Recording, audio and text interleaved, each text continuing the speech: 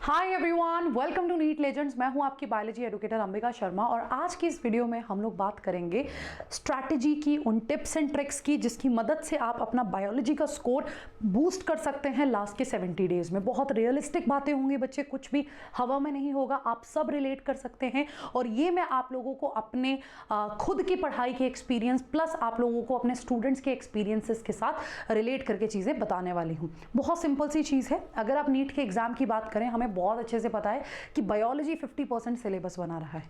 आप medical college में बैठे हुए किसी भी बच्चे से पूछेंगे, उनके मार्क्स मोस्टली बायो में 300 प्लस ही होंगे, राइट। बहुत कम बच्चे जिनके पास कोई रिजर्वेशन है। इस केस में आप लोग फिर भी कंसिडर कर सकते हैं कि 300 से कम नंबर है और फिजिक्स केमिस्ट्री में अच्छे नंबर आ गए तो उसकी वजह से गवर्नमेंट कॉलेज मिल गया। बट अदरवाइज आपको 300 से ऊपर नंबर स्कोर करने ही करने हैं when it comes to the biology. और अगर आप बायोलॉजी में 300 से 360 के बीच में आ जाए, जैसे 330 मार्क्स, 340 मार्क्स, तो आपका सिलेक्शन, फिजिक्स और केमिस्ट्री को बैलेंस करके चलोगे तो आपका सिलेक्शन कोई नहीं रोक सकता। सो हमें किस पे फोकस करना है कि कैसे हम लोग बायोलॉजी में अपने मार्क्स को और बेटर कर सके। बहुत सिंपल सी चीज है बच्चे, सबको पता है एनसीईआरटी पढ़नी है। किसी भी टॉपर का इंटरव्यू उठा लो, किसी भी बच्चे से पूछ लो, सबको पता है एनसीईआरटी पढ़नी है, सबको पता है पेपर एनसीईआरटी से आएगा। लेकिन इतना सब पता होने के बाद भी नंबर क्यों नहीं आते हैं 300 से ऊपर? आज ये सारे पॉइंट्स को मैं यहां पे आप लोगों के साथ डिस्कस करूंगी। एक बात का बच्चे ख्याल रखना, ये वीडियो उन बच्चों के लिए है जो अपना बायो के मॉक टेस्ट में या ओवरऑल मॉक टेस्ट में बायोलॉजी में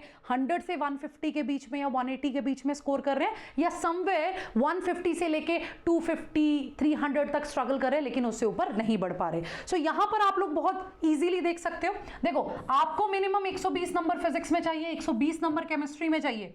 नंबर बड़ा है, इस चैनल से जुड़े रहो, सारी की सारी चीजें ऐसी प्रोवाइड की जाएंगी कि इतना स्कोर आराम से ला पाओगे। अगर अब मैं बायोलॉजी की बात करूं तो आपके पास आ जाएंगे 340 मार्क्स। अब बच्चे इन मार्क्स में, राइट, 10 और जुड़ गए। 10 नंबर जुड़ना मतलब आपको पता है आपका रैंक कितना बेटर हो जाएगा। कोई और टाइम था जब 650 मार्क्स, 680 मार्क्स आने पर टॉप 100 में भी पोजीशन मिलती थी, लेकिन आज के समय में हमें पता है कि हमें 680 अबव ही सोचना है। सो अगर आप इतना स्कोर कर रहे हो और बायोलॉजी में अपने मार्क्स बढ़ा रहे हो तो उस हिसाब से आपका रैंक भी बूस्ट होने वाला है। एम आई राइट? चलिए अब बात करते हैं बच्चे स्ट्रैटेजी की और सारी की सारी चीजों की। देखिए, मैं इस वीडियो में 2 पार्ट्स में आप लोगों को चीजें समझाऊंगी। अगर आप बच्चों के मार्क्स आ रहे हैं 100 से 180 के रेंज में, अगर आप बच्चों के मार्क्स आ रहे हैं समवेयर 180 150 से लेकर 250 या 300 की रेंज में, देखिए अगर आपके मार्क्स इतने कम आ रहे हैं इसका मतलब यह है कि आपका सिलेबस पूरा नहीं है, आप इंपॉर्टेंट चीजें नहीं कर रहे हैं, आपने उस सिलेबस को सिर्फ शायद एक बार पढ़ा है, दोबारा कभी रिवाइज ही नहीं किया, या आपने सारे के सारे चैप्टर्स को छेड़ा ही नहीं है, राइट। अगर इस रेंज में नंबर आ रहे हैं, क्योंकि बायो का एनसीईआरटी बेस्ड पेपर बहुत ही ज्यादा आसान होता है बच्चे, ठीक है। सो यहां पे आपको ऑब्वियस सी बात है, सबसे पहली चीज जो सीखनी है वो है आपको अपना सिलेबस पूरा करना है, आपको अपने कॉन्सेप्ट्स पे काम करना है और उसके साथ साथ कुछ और पॉइंटर्स भी मैं बताऊंगी। अब लेट्स से कि आपका स्कोर बेटर है, आप 150 से 300 तक या 250 तक लाई कर रहे हैं लेकिन उससे ऊपर नहीं जा पा रहे, तो इस केस में मैं ये कह सकती हूं कि आपने सिलेबस पढ़ा है लेकिन किस चीज की कमी है? प्रैक्टिस और रिवीजन की। मैम ये तो सब बताते हैं, तो आप ऐसा क्या नया बता रही हूं? मैं आपको अभी बता देती हूँ। देखिए बच्चे, जब भी आप मॉक टेस्ट देते हैं अपने मॉक टेस्ट को एनालाइज कीजिए। इस रेंज में अगर है, इवन इस रेंज में भी है, तब भी आप अपने मॉक टेस्ट को एनालाइज करके ये पता करो कि किस तरह की मिस्टेक है। Are you making the silly mistakes और द कॉन्सेप्चुअल एरर्स, और आपके मार्क्स कम हो रहे हैं नेगेटिव मार्किंग की वजह से? आपको पहले ये 3 पॉइंट्स को हाईलाइट करना है और ये बहुत ज्यादा जरूरी चीज है, क्योंकि अगर आप सिली मिस्टेक कर रहे हैं इसका डायरेक्ट मतलब ये है कि आपको और ज्यादा प्रैक्टिस की जरूरत है। अगर आपके कॉन्सेप्चुअल एरर्स है इसका मतलब ये है कि आपको दोबारा से वो सिलेबस, वो टॉपिक करना है। और अगर नेगेटिव मार्किंग की वजह से मार्क्स कम हो रहे हैं कि आप कुछ क्वेश्चंस को बिना समझे बस टिक कर रहे हो, तो आपको अपनी इस आदत पे काम करना है जहां आप श्योर हैं आपको उन्हीं क्वेश्चंस, उन्हीं आंसर को मार्क करना है। अब देखिए, अब जब आती है बात सिलेबस की, सबसे पहले काउंट करते हैं number of days. Let's say आप ये वीडियो देख रहे हैं 20th ऑफ फेब को, ठीक है। हो सकता है आप ये 17 तारीख को देख रहे हो, 18 तारीख को, मैंने आपके लिए एक डे फिक्स कर लिया, आपने 20th फेब को ये वीडियो देख रहे हो। आप बाद में भी देख रहे हो तो आप अकॉर्डिंगली दिन को ऐड और माइनस कर सकते हो, ठीक है। सो 20th फेब को आप ये वीडियो देख रहे हैं। अब इस दिन 9 दिन बचे हैं आपके पास फरवरी के, 31 दिन बचे हैं मार्च के, 30 दिन बचे हैं अप्रैल के, तो हमारे पास 70 दिन अभी भी हैं। हमारे पास 70 दिन अभी भी हैं और बच्चे 70 दिनों में आपको 32 चैप्टर बायो के कंप्लीट करने हैं। और अगर आप एक चैप्टर को 2 दिन भी देते हो ना, एक चैप्टर को 2 दिन भी देते हो ना, तो आप आराम से अच्छे मार्क्स ला सकते हो।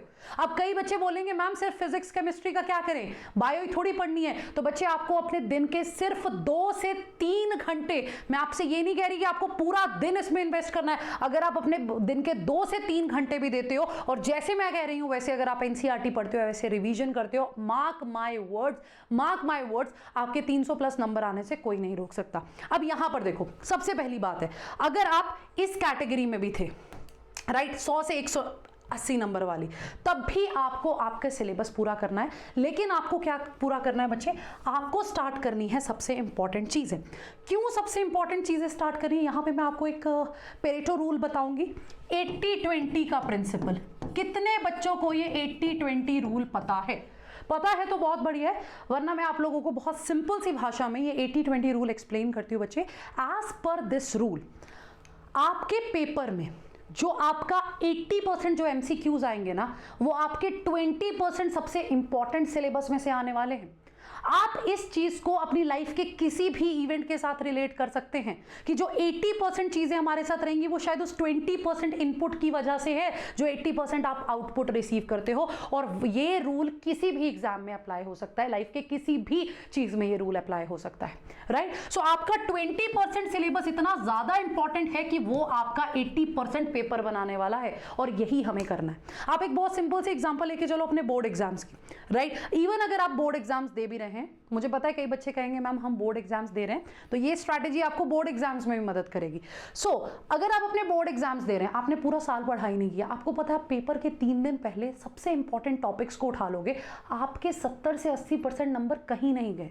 मेन फाइट कहाँ आ जाती है बच्चे, जब आपको 85 अबव जाना है, जब आपको 90% से अबव जाना, 95% से अबव जाना है, यहाँ पे फाइट मारनी पड़ती है। लेकिन 80% रिजल्ट आप अपने आप से इजीली ले सकते हो। और नीट के पेपर में अगर आप यही चीज अडॉप्ट करोगे, आपकी गवर्नमेंट सीट कंफर्म्ड है। सो आपका 80% पेपर आपके 20% सबसे इंपॉर्टेंट सिलेबस में से आएगा। अगर आप उसी को बार बार रिवाइज करोगे, बार बार रिवाइज करोगे, अच्छे मार्क्स लेके आने वाले हो। यहां देखो, आपने शुरुआत करनी है जेनेटिक्स से, ठीक है। जिन बच्चों को लगता है मैडम हमें नहीं आता, हमने नहीं जेनेटिक्स पढ़ी, हमें कुछ बेसिक से स्टार्ट करना है, आप रिवर्स पैटर्न फॉलो कर सकते हो, ठीक है। लेकिन मैं यहां पर आपको ये एडवाइस करूंगी that start with the revision of your most important units. बच्चे आपको इस चैनल पे 1 शॉट मिल रहे हैं, वहां पे आपको पूरा रिवीजन हो जाएगा। यहां तक कि आपने पहले किसी क्लास को लगाया है, आपके पास नोट्स है, आपके पास एनसीईआरटी, आप बस उसे पढ़ो, बार बार पढ़ो। और एनसीईआरटी पढ़ने का मतलब ये नहीं है कि बस एक फॉर्मेलिटी करनी है, नहीं बच्चे। और ऐसा भी नहीं है कि आपने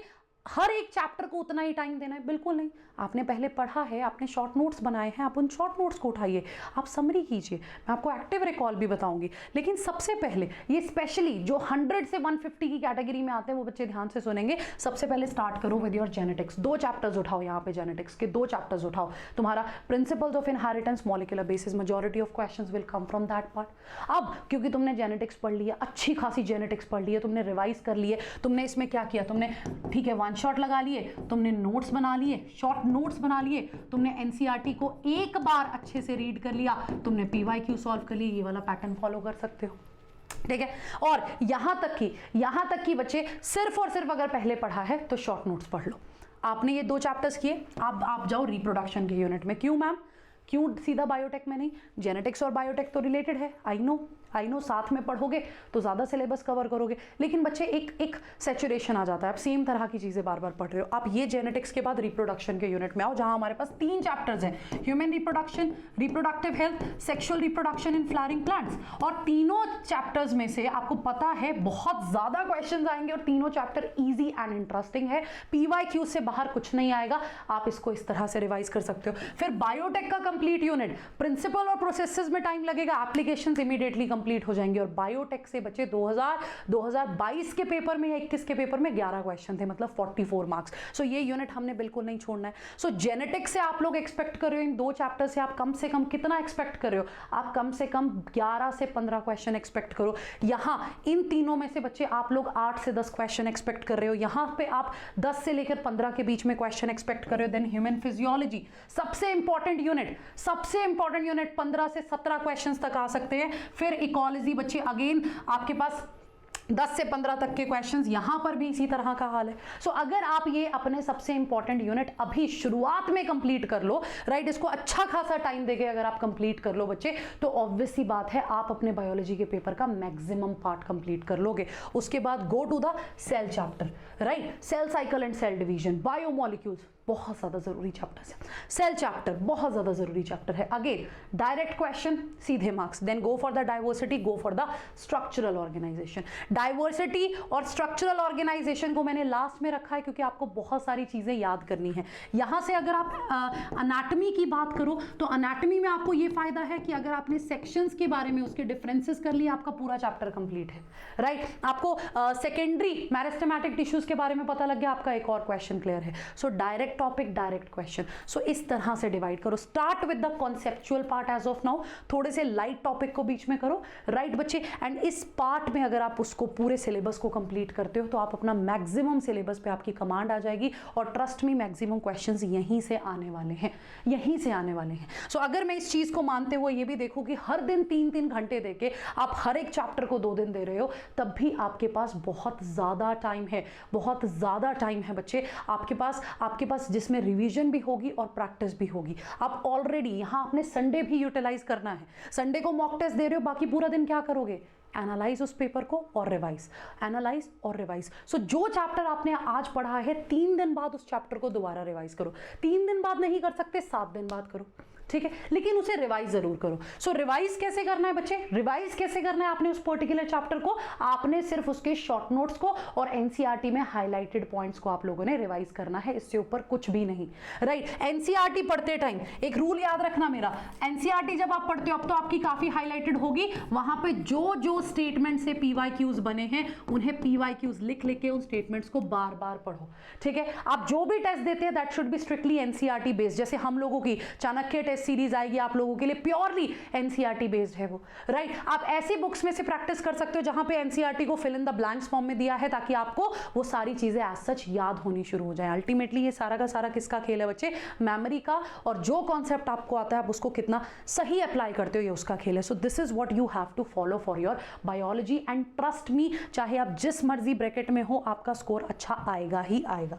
अब जो बच्चे स्ट्रिक्टली जो 200 से 300 की रेंज में है, जो उससे ऊपर नहीं जा पा रहे, गो for the active recall, go for the active recall. Ma'am ये क्या है, ये कौन सी बीमारी है? बहुत सिंपल सी चीज है। क्या करते हैं हम एनसीईआरटी पढ़ते हैं, फिर हम नोट्स बनाते हैं या रिवाइज करते हैं, फिर हम पीवाईक्यू सॉल्व करते हैं। This is our normal pattern. इस पैटर्न को कर दो रिवर्स, अपने पैटर्न को कर दो रिवर्स। आप जो भी चैप्टर की रिवीजन स्टार्ट कर रहे हैं बच्चे, क्योंकि आपने मेजॉरिटी में सिलेबस कंप्लीट कर रखा है, जिस भी चैप्टर की रिवीजन स्टार्ट कर रहे हैं आप सबसे पहले उसके पीवाईक्यू सॉल्व कीजिए। वो क्यों मैम? क्योंकि जब आप इन पीवाईक्यूज को सॉल्व करेंगे, जहां पर आप मिस्टेक कर रहे हैं, मतलब आपको उस कॉन्सेप्ट को रिवाइज करना है, राइट। आपको उस कॉन्सेप्ट को रिवाइज करना है। आप जब जब उस कॉन्सेप्ट को बार बार रिवाइज करेंगे, बार बार रिवाइज करेंगे उस कॉन्सेप्ट को बच्चे, राइट। आपने एक चैप्टर के पीवाईक्यूज किए, अगर आप हर जगह सही कर रहे हो, जहां मिस्टेक कर रहे हो मतलब उस कॉन्सेप्ट में प्रॉब्लम है, उस कॉन्सेप्ट को अपनी एनसीईआरटी से पढ़ो, उस कॉन्सेप्ट को बार बार अपनी एनसीईआरटी में रिवाइज करो, क्योंकि बाकी की चीजें तो ऑलरेडी आपके माइंड में बैठी हुई हैं, यही गड़बड़ थी, ठीक है। सो ये जो एक्टिव रिकॉल है ना, ये जो एक्टिव रिकॉल है, इसका सबसे पहला तरीका ही यही है कि पीवाईक्यू से स्टार्ट किया, देन थ्योरी पे आए, राइट। जहां गलतियां हुई उसको बार बार पढ़ा। दूसरा घर पे चलते चलते मम्मी पापा जो भी मिला, जो सुनने के लिए तैयार है, उसको बोल दो, आप बैठो, किताब बंद करो, कोई चैप्टर एक्सप्लेन करना शुरू कर दो, ऐसे ही रैंडमली कोई टॉपिक पढ़ाना होना शुरू कर दो, चलते फिरते, राइट। नहा रहे हो, ठीक है, थोड़ा सा प्रेशर लेना पड़ेगा लास्ट के कुछ महीनों में। नहाते नहाते कोई टॉपिक रिवाइज कर रहे हो, सोचो उस टॉपिक के बारे में आपको क्या क्या पॉइंट्स पता हैं, जो मिस कर रहे हो उसको बुक से चेक करो। सो इस तरह से आपको रिवीजन करते हुए चलना है कुछ टाइम तक। आप बच्चे फ्लैश कार्ड्स तक बना सकते हो, खुद से बनाओगे सबसे बेहतर है। आपको जो एक वर्ड के बारे में कुछ पता है लिखो, जो नहीं पता है वो बुक से रिवाइज करो। सो ये कुछ तरीके आप यूज करके आपकी रिवीजन रिवीजन की स्पीड भी बढ़ जाएगी, आपकी प्रोडक्टिविटी भी बढ़ जाएगी और आपका स्कोर डेफिनेटली बूस्ट करेगा। अगर आप ये सोच रहे हो मैम टेस्ट कितना दें, एक ही मॉक टेस्ट दो एक हफ्ते में, उसको एनालाइज करके अपना सिलेबस पूरा करो। ट्रस्ट मी इन वेज को अगर आप नेक्स्ट 15 दिन यूज करके देख लो, आपको रिजल्ट आपके सामने होगा। 15 दिन नहीं यूज करना चाहते, फरवरी तक मेरी बात मान के इसी सीक्वेंस में पढ़ना शुरू कर दो, आप अपने मॉक टेस्ट में अपना रिजल्ट देखेंगे, आपका रिजल्ट का इंप्रूवमेंट देखेंगे बच्चों, ठीक है। सो यही स्ट्रैटेजी इवन अगर आपके बोर्ड एग्जाम्स हैं, बोर्ड से पहले इसे फॉलो कर लो, बोर्ड्स के बाद क्लास 11 का सिलेबस उठा लेना। So this is what you have to do. अब अगर आपको लग रहा है कोई chapter ma'am What about the human health and disease, ठीक है, what about the microbes in human welfare, what about the evolution, so पहले इन यूनिट्स को खत्म करने के बाद then move to these particular chapters, okay, क्योंकि यहाँ से आपके majority of the questions आएंगे। so do remember बच्चे 80-20 रूल और अपना बेस्ट दो एंड कमेंट सेक्शन में मुझे बता दो अगर कोई भी और दिक्कत है किसी भी टॉपिक को और आप डिस्कस करना चाहते हैं, do let me know, I will definitely make video on that. Physics chemistry का ऐसा वीडियो चाहिए then again do let me know about it. So all the best, stay tune to this channel, फटाफट channel subscribe कर लो और video को अपने friends के साथ शेयर जरूर करना। Thank you, stay tuned.